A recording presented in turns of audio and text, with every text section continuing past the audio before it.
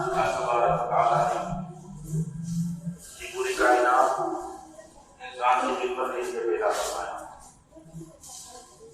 ان میں سے بہت ساری چیزیں کھانے پینے کی، اناج ہے، غلہ ہے، پھل پھول ہے، اور اسی طرح جانوریں ہیں، یہ سب انسان کے فائدے کے لیے۔ ان میں سے بعض چیزوں کا استعمال کا حکم دیا گیا اور بعض چیزوں کے استعمال سے منع کر دیا گیا۔ جن چیزوں سے فائدہ حاصل کرنے کا حکم دیا گیا وہ انسان کے لیے سراسر نفع ہی نفع، فائدہ ہی فائدہ پہنچانے والی چیزیں ہوتی، اور جن چیزوں سے اللہ نے منع کیا وہ تمام چیزیں انسان کو نقصان دینے والی ہوتی۔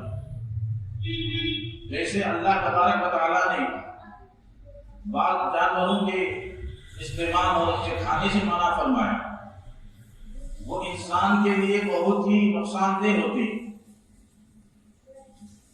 تحقیقات سے معلوم ہوتا ہے کہ جتنے حرام کردہ جانور ہیں ان کے کھانے سے انسان کے ذہن میں، انسان کے جسم میں ایک گندے قسم کے جراثیم پیدا ہوتے ہیں جو انسان کو ہلاکت کی طرف لے جاتے ہیں۔ اور اسی طرح اللہ نے شراب کو حرام فرمایا۔ شراب کے بہت سارے نقصانات ہیں۔ جوے کو حرام قرار دیا، اس کے بڑے نقصانات ہیں۔ سود کو حرام قرار دیا، اس کے بڑے نقصانات ہیں۔ زنا کو حرام قرار دیا، اس کے بڑے نقصانات ہیں۔ دھوکہ اور جھوٹ کو حرام قرار دیا گیا، اس کے بڑے نقصانات ہیں۔ غلط اللہ تبارک و تعالیٰ نے جتنے چیزوں سے ہمیں منع کیا وہ سارے چیزیں انسان کے لیے سراسر نقصان دینے والی چیزیں ہوتی۔ جو انسان ان چیزوں سے بچ گیا وہ دنیا کی ہلاکتوں سے بھی بچ گیا، آخرت کی ہلاکتوں سے بھی بچ گیا، اللہ کی نافرمانی سے بچ گیا۔ اور ان تمام حرام کردہ چیزوں میں سے، منع کردہ چیزوں میں سے ایک چیز شراب ہے۔ شراب صرف شراب پینا ہی نہیں ہے حرام، شراب کی جتنی قسمیں ہیں جس میں سے انسان کو نشہ چڑھتا ہے، بعض کولڈ ڈرنکس آتی ہیں جس میں نشہ کی چیزیں ملاوٹ کی جاتی ہے، بعض کھانے کی چیزیں ہوتی ہیں جس میں سے انسان کو نشہ چڑھتا ہے۔ یہ سارے کی ساری چیزیں انسان کے لیے حرام ہیں، ان سے بچنا بہت ضروری ہے۔ اور اس کے بڑے نقصانات ہیں اس کے استعمال کے۔ شراب ہے، اللہ کے حبیب پاک صلی اللہ علیہ وسلم نے فرمایا شراب تمام برائیوں کی ماں ہے، اور بندہ جب شراب استعمال کرتا ہے تو اسے فرق معلوم نہیں ہوتا کہ وہ بیوی کے ساتھ ہے یا ماں کے ساتھ ہے، بیٹی کے ساتھ ہے یا بیوی کے ساتھ ہے، اسے فرق محسوس نہیں ہوتا، اس کے عقل پر پردہ پڑ جاتا ہے۔ تو بتانے کا مقصد یہ ہے کہ بندہ جب شراب پیتا ہے، نشے میں ہوتا ہے، تو اسے پتہ نہیں چلتا کہ وہ کیا حرکت کر رہا ہے، کیا باتیں کر رہا ہے، کیا فعل کر رہا ہے، اور بیوی اور ماں کا فرق اس کے نزدیک نہیں ہوتا ہے۔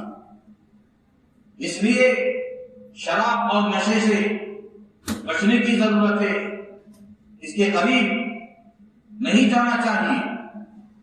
شریعت مطہرہ کے اندر شراب کے متعلق حکم یہ دیا گیا جو بندہ شراب پیتا ہے، شراب پیتا ہو، اسے 40 کوڑے لگائے جائے سزا کے طور پر۔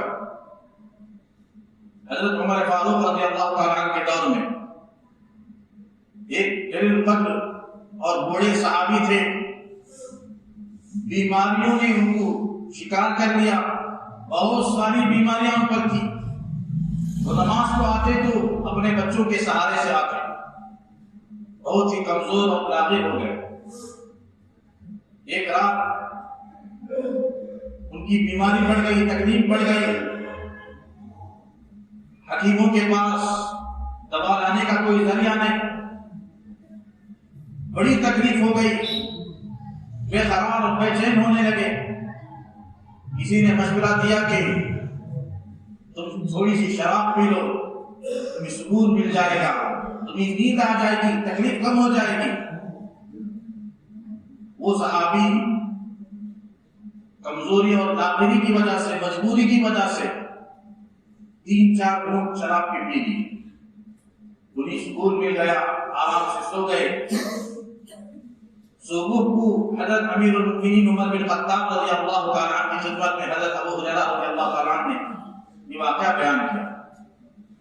وہ صحابی جو بیمار ہیں، جن کی عیادت کے لیے آپ بھی پہنچے تھے، ان کے لیے دعائیں بھی کیے تھے، رات اس طرح کا واقعہ پیش آیا، شراب پینے کے بعد ان کو تسلی ملی، حالت مجبوری میں وہ چند قطرے شراب کے پی لی۔ حضرت امیر المؤمنین عمر بن خطاب رضی اللہ تعالیٰ عنہ نے پوچھا، اے ابو ہریرہ، کیا تم اس واقعے کے شاہد و گواہ ہو؟ حضرت ابو ہریرہ رضی اللہ تعالیٰ نے کہا کہ بہت سارے لوگوں نے اس منظر کو دیکھا، سب گواہ ہیں۔ حضرت امیر المؤمنین عمر بن خطاب رضی اللہ تعالیٰ نے ان صحابی، بڑے صحابی کو طلب کیا اور ان سے بھی پوچھا، کیا تم نے اس طرح رات شراب پی؟ تو وہ صحابی رسول نے عرض کیا، یا امیر المؤمنین، میں حالت مجبوری میں شراب کی پی۔ حضرت عمر بن خطاب رضی اللہ تعالیٰ نے کہا، شریعت میں حکم ہے کہ جو بندہ شراب پیتا ہو، شراب پی لے، اس کے لیے 40 درے مارے جائے، 40 کوڑے لگائے جائے۔ اب میں حد جاری کرتا ہوں کہ تم پر 40 کوڑے مارے جائیں۔ حضرت ابو ہریرہ رضی اللہ تعالیٰ عنہ اور بڑے بڑے صحابہ جو تھے وہ بھڑک گئے، غصے میں آ گئے، امیر المؤمنین تم کیا کہہ رہے ہو؟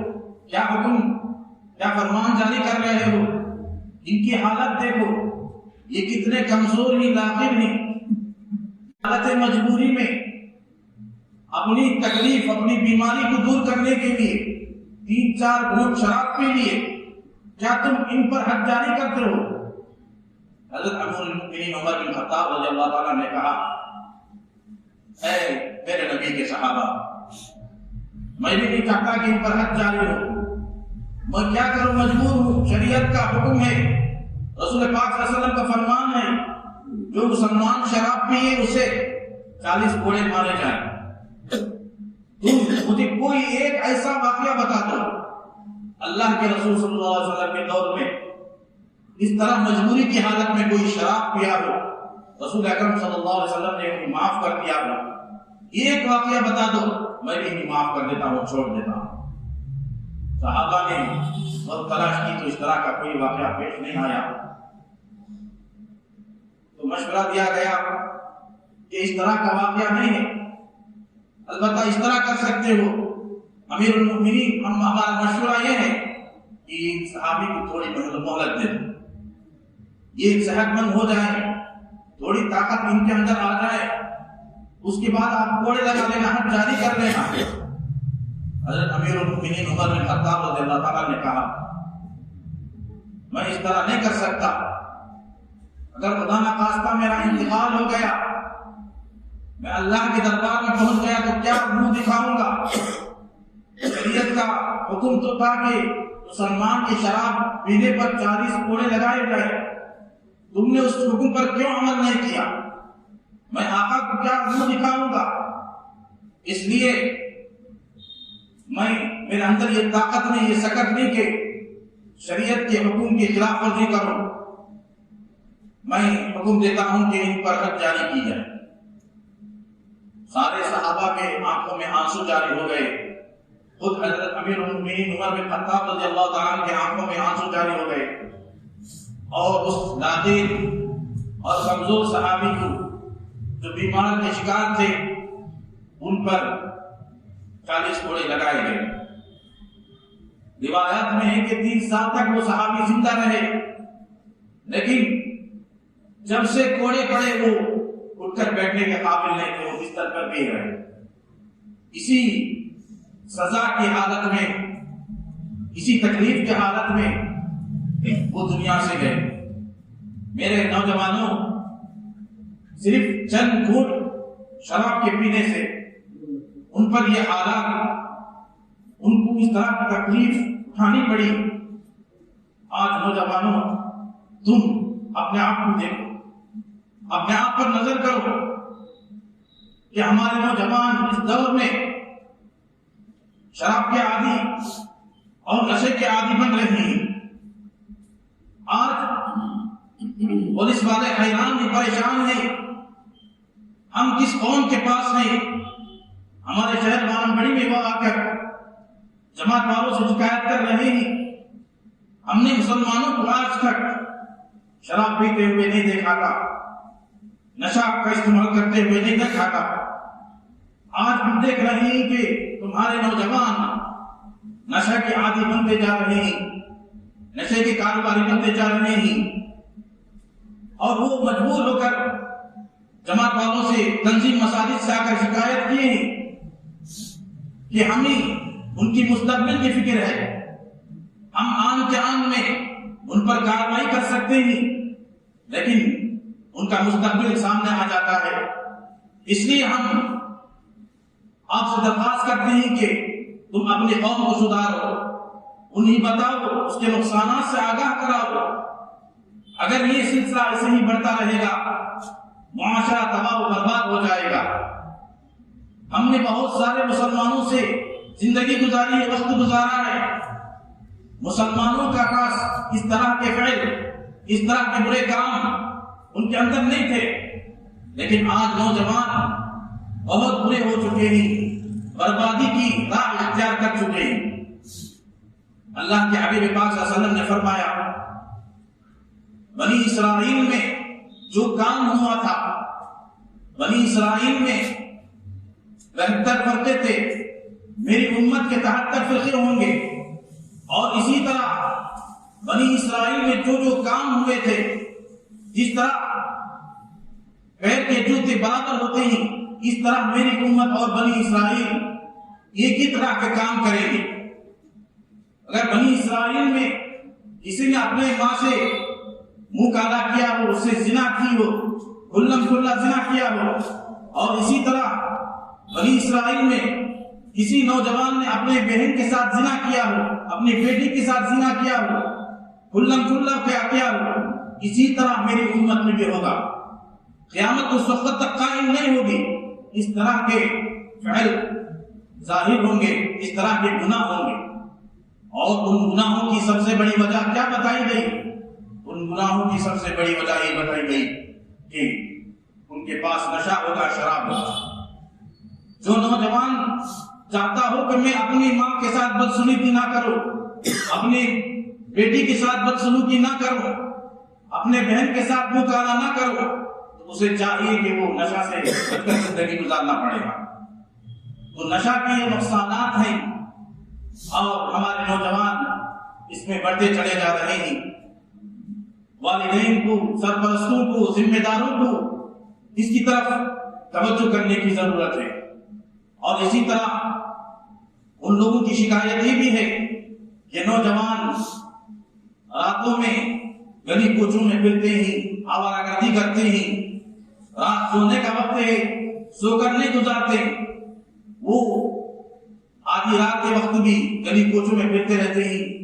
یہ بھی انہوں نے شکایت کی، اور یہ بھی شکایت کی کہ مسلمان اپنے چھوٹے چھوٹے بچوں کے حوالے اسکوٹر کر دیتے ہیں، اس میں ماں اور بہن سوار ہو کر جاتے ہیں، یہ قانون کے خلاف ہے۔ یہ برائی اور یہ جرم بھی بڑھتا چلا جا رہا ہے۔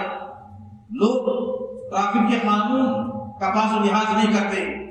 اور اسی طرح سب سے اہم شکایت انہوں نے یہ بھی کی کہ مسلمان آپس کے لڑائی جھگڑے، میاں بیوی کی لڑائی جھگڑے، گھریلو مسائل اپنے گھروں میں نہیں کرتے، اپنی جماعتوں میں نہیں کرتے۔ اکثر لوگوں کی جھگڑے ہمارے پولیس اسٹیشنوں میں حل ہوتے ہیں۔ مسلمانوں، تمہاری غیرت میں کیا ہوا؟ تمہیں دیکھ کر لوگ مسئلہ حل کیا کرتے تھے، تمہیں دیکھ کر لوگ زندگی گزارتے تھے۔ تم ایک نمونہ تھے، قوم کے تم پیشوا تھے، دنیا اور آخرت میں تمہارا مقام و مرتبہ بہت اونچا ہے۔ تم داخل ہو بغیر جنت میں کوئی امت داخل نہیں ہو سکتی۔ آج تم لوگ اتنے ذلیل الخوار ہو گئے، جن کو پیشاب کرنے کا طریقہ معلوم نہیں، جن کے پاس رہن سہن کا کوئی طریقہ نہیں، کوئی نمونہ نہیں، ان کے پاس جا کر تم اپنے مسائل کو حل کرتے ہو۔ شرم آنی چاہیے، تمہاری غیرت کو کیا ہوا؟ آج وہ لوگ حیران ہی پریشان نہیں جن کے مسئلے آج تک عدالتوں میں نہیں آتے تھے، پولیس اسٹیشنوں میں نہیں آتے تھے، ان کے مسئلے ہمارے پاس آتے ہیں۔ ایک کافر، ایک غیر مسلم تمہارے مسائل کو حل کرے گا۔ خاندان میں بڑوں سے اپنے مسائل کا حل کیا کرو، اپنی جماعتوں سے اپنے مسائل کا حل کیا کرو۔ اس طرح اسلام کو اور مسلمانوں کو، جماعتوں کو ذلیل نہ کیا کرو۔ بہرحال تنظیم مساجد کی طرف سے پیغام آیا تھا کہ ان چند امور کی طرف لوگوں کو متوجہ کیا جائے جو جرائم ہمارے معاشرے میں بڑھتے چلے جا رہے ہیں۔ ہمارا شہر ایک خوبصورت شہر ہے، معاشی اعتبار سے اور اسی طرح اسلامی اعتبار سے، اخلاقی اعتبار سے، تہذیبی اعتبار سے، علمی اعتبار سے ہمارا شہر جانا جاتا تھا، لیکن آج ہمارا شہر جرم کے اعتبار سے، جرم کے نمونے سے جانا جا رہا ہے۔ ہمارے شہر کے نام کو اور اسلام کو بدنام کرنے کی کوششیں یہ ہمارے نوجوانوں کے ذریعے سے ہو رہی ہیں۔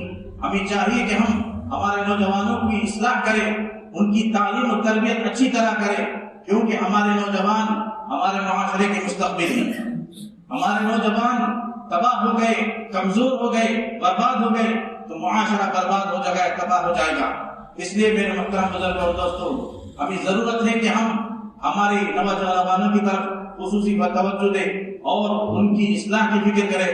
اللہ تبارک و تعالیٰ سے دعا ہے کہ اللہ تبارک و تعالیٰ ان تمام برائیوں کو ہمارے معاشرے سے، ہمارے شہر سے دور فرمائے اور ہمارے نوجوان کو متقی و پرہیزگار بنائے۔